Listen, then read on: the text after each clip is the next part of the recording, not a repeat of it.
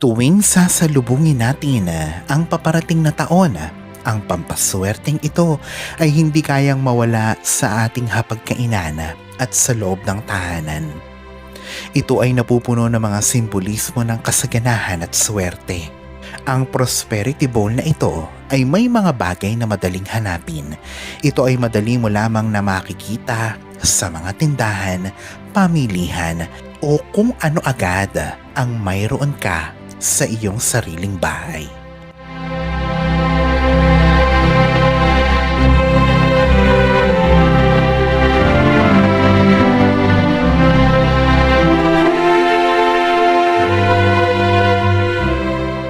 Importante na gawin ito ng may kapositibuhan, magaan na kalooban at lubos na paniniwala.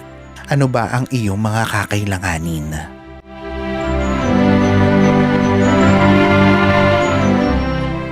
Paano ito gawin?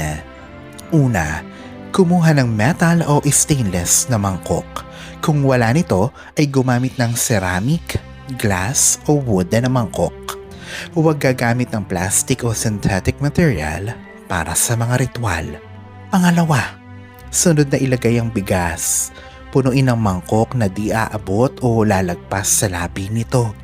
Ang bigas sa mahika ay sumisimbolo sa abundance. Pangatlo, ligiran ito ng 12 dahon ng laurel. Ito ay sumisimbolo sa swerte, katanyagan at tagumpay sa loob ng 12 buwan ng susunod na taon. Pang-apat, sunod na ilagay ang 12 itlog. Ang itlog ay para sa kasaganahan, pag-asa at bagong simula. Pang-lima, sunod na ilagay ang gold coins.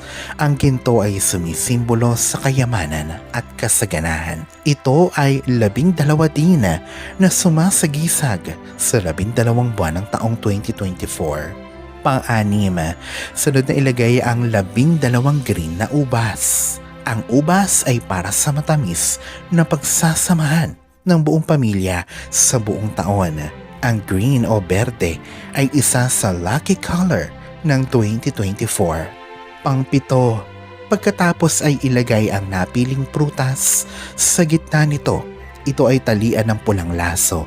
Kung ito man ay mansanas o di naman kaya ay ang orange. Ang mansanas ay para sa swerte at pagtaboy ng evil spirits. Ang orange ay para din sa swerte, kasaganahan at kaligayahan. Ito ay isa. Ang bilang isa sa kulturang Tsino ay nangangahulugang pagiging isa ng pamilya, pagkakaisa o unity. Kailan ba dapat ito gawin? Saan ba dapat ito ipwesto? At kailan ba dapat ito alisin? Una, gawin ito sa bisperas ng bagong taon. Ito ay sa December 31. I-display ito sa hapag at ipagitna kasama pa ng iba pang mga handang pagkain.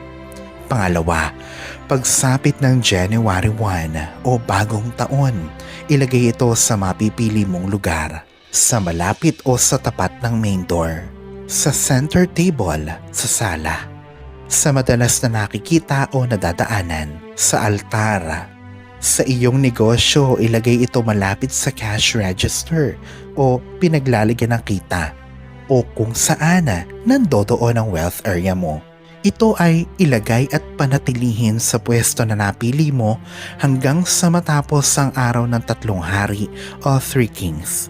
Ito ay ang ika-12 araw simula December 25. Pangatlo, kung ito ay kakainin o ipamamahagi na, ay hugasan ng mabuti ang mga ito. Ang mga laurel ay gamitin sa bay leaf burning wish spell para sa mga kahilingan sa taong 2024. Tandaan na sa paggawa nito ay dapat na malinaw sa iyo na ang iyong intensyon ay maging masagana sa taong paparating. Ikaw ay may malinis na hangarin, walang pag-aalala at ikaw ay may magaan na kalooban. Ito ang sikreto sa lahat ng pagmamanifesto sa pamamagitan ng anumang ritual. Maligaya at masaganang bagong taon sa iyo, Ka-Laurel.